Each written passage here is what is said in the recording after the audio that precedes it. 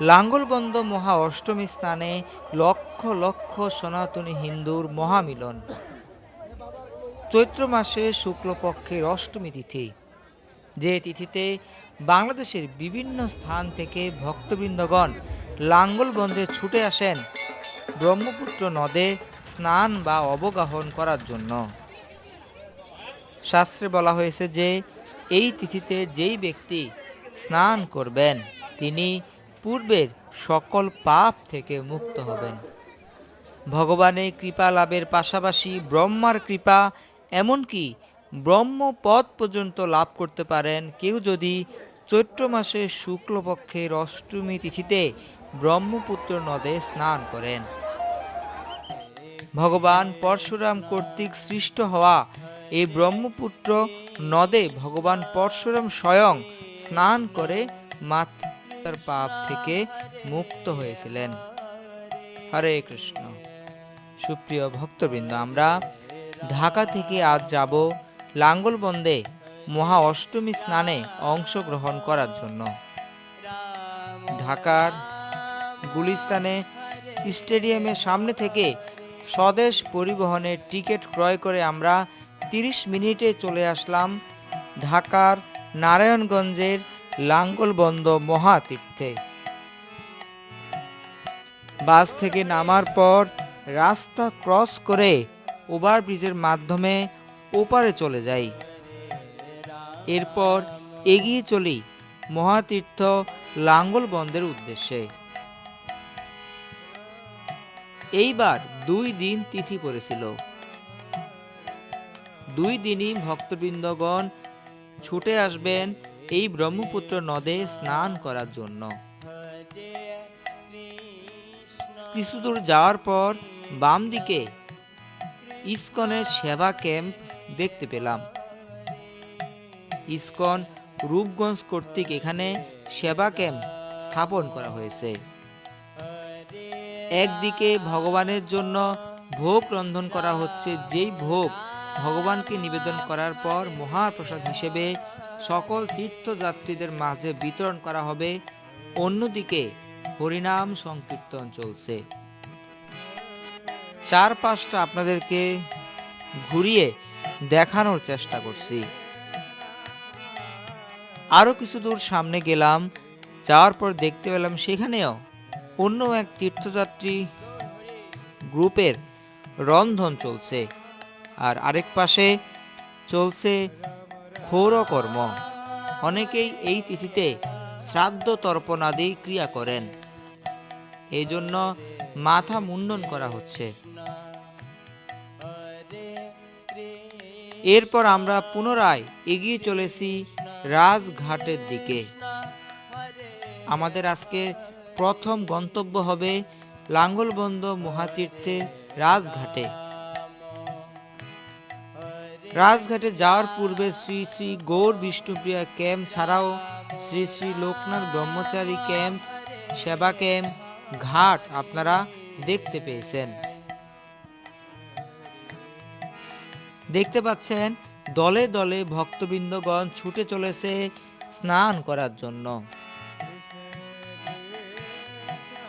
চৈত্র মাসে শুক্লপক্ষের এই অষ্টমী তিথিতে বাংলাদেশে লাঙ্গলবন্দ ছাড়াও আসামের অনেক স্থানে এই স্নান উৎসব অনুষ্ঠিত হয়ে থাকে।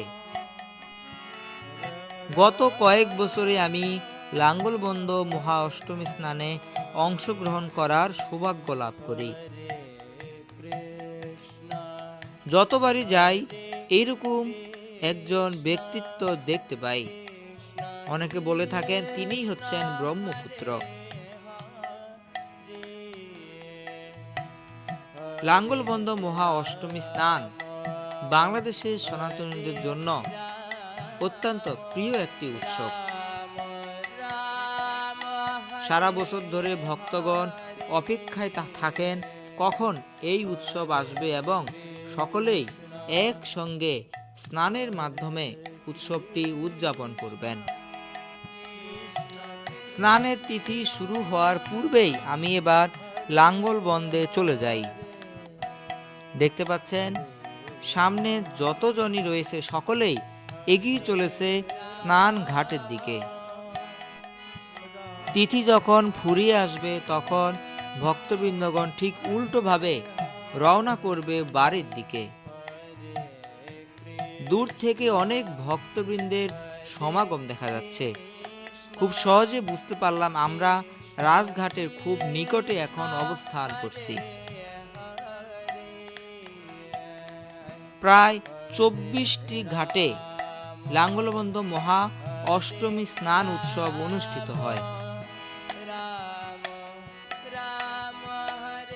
গত বছর 20টি ঘাট ছিল, এবার নতুন করে আরো কয়েকটি ঘাট নির্মাণ করা হয়েছে। রাজঘাটের এখানে সবচেয়ে বেশি সংখ্যক ভক্তবৃন্দের সমাগম হয়, কেননা কথিত আছে রাজঘাটে স্নান করলে নাকি অধিক পুণ্য লাভ হয়। আমরা সনাতনীরা যেখানে অধিক পুণ্যের কথা শুনতে পাবো, ঠিক সেখানেই বেশি সংখ্যক ভিড় করব। দেখতে পাচ্ছেন সকলেই লাইনে দাঁড়িয়ে আছে। এই লাইন অনুসরণ করে তারা ঘাটে যাবে এবং স্নান করবে। এই মুহূর্তে আমরা রাজঘাটে প্রবেশ করলাম না। আরো কিছু দূর যাওয়ার পর নৌকা দিয়ে নদী পার হব। নদী পার হয়ে ওপার থেকে প্রথমে স্নানের দৃশ্য দেখব, এরপর একটু কাছে গিয়ে জুম করে আপনাদেরকে দেখানোর চেষ্টা করব। বিকাল 5টা 19 মিনিট থেকে অষ্টমী তিথি শুরু হয়। তিথি শুরু হওয়া মাত্রই ভক্তবৃন্দগণ ব্রহ্মপুত্র নদে ঝাঁপ দিয়েছেন স্নান করার জন্য। দেখতে পাচ্ছেন কোথাও তিল পরিমাণ জায়গা নেই, এত পরিমাণ ভক্তবৃন্দ এবারে স্নান উৎসবে অংশগ্রহণ করেছেন।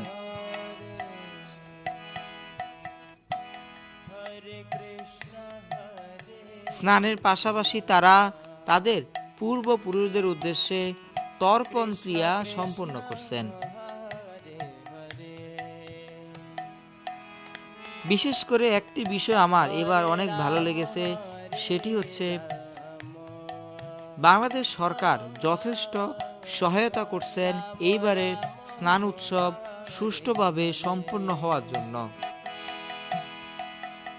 চারদিকে যথেষ্ট পরিমাণ আইন শৃঙ্খলা বাহিনীর সদস্যদেরকে দেখতে পেলাম। কোস্টগার্ড, নৌ পুলিশ, সাধারণ পুলিশ, র্যাবের সদস্য সহ বিভিন্ন আইন শৃঙ্খলা বাহিনীর সদস্যরা তৎপর ছিল আজকের এই স্নান উৎসব সুষ্ঠুভাবে সম্পন্ন করার জন্য। আপনারা এখন সরাসরি দেখতে পাচ্ছেন আজকের এই মহা অষ্টমী স্নান উৎসব। সুপ্রিয় ভক্তবৃন্দ, এই মুহূর্তে আমরা রাজঘাটে অবস্থান করছি।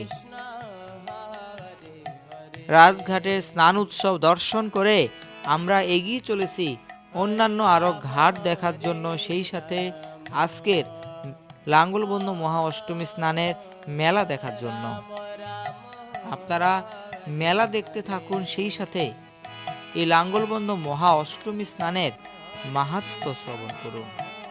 কেন এই অষ্টমী স্নানে এত ভক্তবৃন্দগণের সমাগম হয়, কি কারণে এই অষ্টমী স্নান এত মাহাত্ম্যপূর্ণ? কালিকা পুরাণ সহ বিভিন্ন শাস্ত্রে এই মাহাত্ম্য রয়েছে। ভগবান বিষ্ণুর একজন বিশেষ অবতার হচ্ছেন পরশুরাম। ভগবান পরশুরামের পিতার নাম ছিল যমদগ্নি এবং মাতার নাম হচ্ছেন রেণুকা দেবী।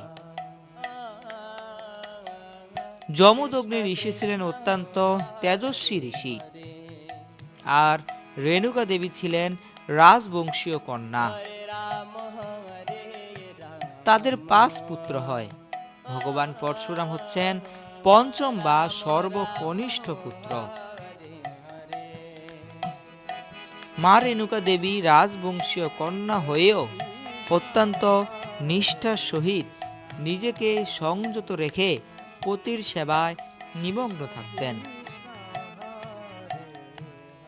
একবার ঘটনাক্রমে মাতৃকাবর্ত দেশের রাজাকে সস্ত্রীক জল বিহার করতে দেখে তিনি অত্যন্ত কামস্প্রিয় হয়ে পড়েন। যোগ বলে যমদগ্নি ঋষি তা জানতে পেরে অত্যন্ত ক্রোধান্বিত হয়ে পড়েন। তিনি ভাবছিলেন কি করা যায়। মূলত মাতা রেণুকা দেবী যে রাজবংশীয় রাজকন্যা ছিলেন সেটি ভাবনায় আসার কারণেই এই বিষয়টির উদয় হয়। কিছুক্ষণ পর যমদগ্নি কঠোর এক সিদ্ধান্ত নেন। তিনি 5 পুত্রকে ডেকে এনে বলেন যে তোমাদের মাতৃদেবীকে আর রাখা যাবে না। ভগবান পরশুরামের ওই সময়ে মানসিক পাপকে অনেক গুরুত্ব প্রদান করা হতো। পরবর্তীতে কোনো পুত্রই মায়ের প্রতি এই আচরণ করতে রাজি হচ্ছিলেন না। কিছু সময় পর ভগবান পরশুরাম রাজি হন। তিনি তার কুঠার দ্বারা মাতাকে বধ করেন। এই কার্য করার পর ভগবান পরশুরাম অনেক অনুশোচনা শুরু করলেন। অন্যদিকে পিতার আজ্ঞা পালন না করলেও যে তার পাপ হতো, তার পক্ষে আর কিছুই করার ছিল না। এরপর তিনি ভাবতে লাগলেন কিভাবে এই পাপ মোচন করবেন। পিতা যমদগ্নির পরামর্শ অনুসারে ভগবান পরশুরাম বিভিন্ন তীর্থ ভ্রমণ করতে লাগলেন।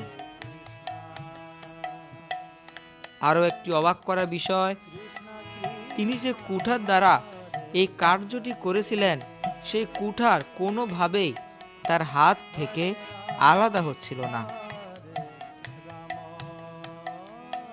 তিনি কিভাবে এই অবস্থা থেকে মুক্ত লাভ করবেন বুঝতেছিলেন না। একের পর এক তীর্থে যাচ্ছিলেন এই পাপ থেকে মুক্তি লাভ করার জন্য। এরপর কোনো একভাবে তিনি ব্রহ্মপুত্র হ্রদের মাহাত্ম্য জানতে পারলেন। এটি পূর্বে ব্রহ্মকুণ্ড রূপে ছিল। বর্তমানে অসমের উত্তর পূর্ব দিকে মিশিমি পর্বতের অগ্রভাগে এটি অবস্থিত। ব্রহ্মার পুত্র হিসেবে এই কুণ্ডের নাম ব্রহ্মপুত্র। এরপর যমদগ্নি পুত্র ভগবান পরশুরাম সেখানে গেলেন এবং স্নান করেন। স্নান করা মাত্রই তার হাত থেকে কুঠারটি আলাদা হয়ে যায়। সেই সময় কুণ্ডটি ছোট্ট পরিসরে ছিল। স্নানের মাধ্যমে ভগবান পরশুরাম পাপ থেকে মুক্ত হন। পরবর্তীতে ভগবান পরশুরাম ভাবছেন হিমালয় থেকে কিভাবে এই ব্রহ্মপুত্রকে নদী আকারে সমতলে আনয়ন করা যায়, যাতে করে সকলেই পাপ হতে মুক্তি লাভ করতে পারে। তিনি তার কুঠারটিকে লাঙ্গলের অগ্রভাগে যুক্ত করে খনন করতে শুরু করেন। লাঙ্গল দ্বারা একটি সরু নালা সৃষ্টি করে সমতল ভূমিতে নিয়ে এলেন এই নদকে। এভাবেই ব্রহ্মপুত্র নদী আবির্ভূত হল। খনন করে ধীরে ধীরে তিনি চলতে থাকেন। অতঃপর ভগবান বিভিন্ন পাহাড় পর্বত অতিক্রম করে পরশুরাম বাংলাদেশের নারায়ণগঞ্জের লাঙ্গলবন্দ নামক স্থানে খনন কার্য সমাপ্ত করেন।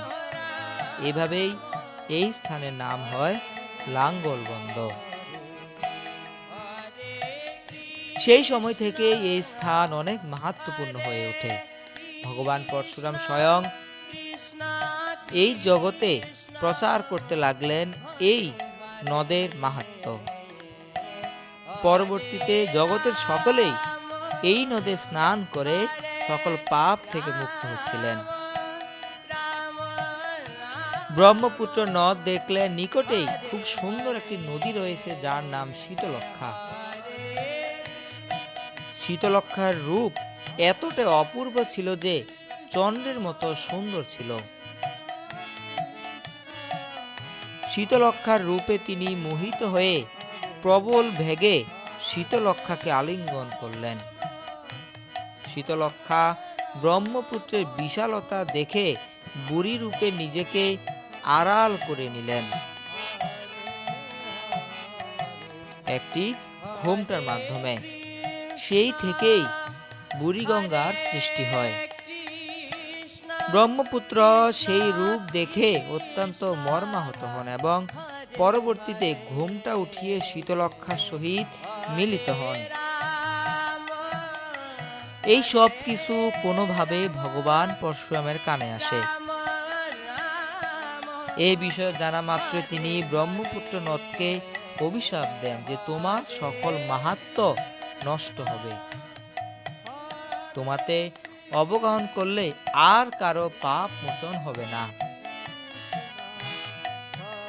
পরবর্তীতে ব্রহ্মপুত্র প্রার্থনা করতে লাগলেন এবং পরশুরামকে স্মরণ করিয়ে দেন যে ব্রহ্মপুত্র নদী তাকে পাপ হতে মুক্ত করেছিলেন। অতঃপর ভগবান পরশুরাম বলেন যে বছরের মাত্র একটি দিনে স্নান বা অবগাহনের ফলে জগতের সকলে পাপ হতে মুক্ত হবেন। সেই দিনটি হচ্ছে চৈত্র মাসে শুক্লপক্ষের অষ্টমী তিথি। সুপ্রিয় ভক্তবৃন্দ, এতক্ষণ আপনারা শ্রবণ করলেন ব্রহ্মপুত্র নদের স্নান মাহাত্ম্য। এই মাহাত্ম্য হয়তোবা অনেকেই প্রথমবার শ্রবণ করেছেন। প্রতি বছর ব্রহ্মপুত্রের এই নদে স্নানের মাধ্যমে ভক্তবৃন্দগণ উজ্জীবিত হন। এই মুহূর্তে আমরা 11 নং ঘাটে অবস্থান করছি। এভাবেই এক এক করে ঘাট অবস্থিত ব্রহ্মপুত্র নদের কিনারা ঘেঁষে।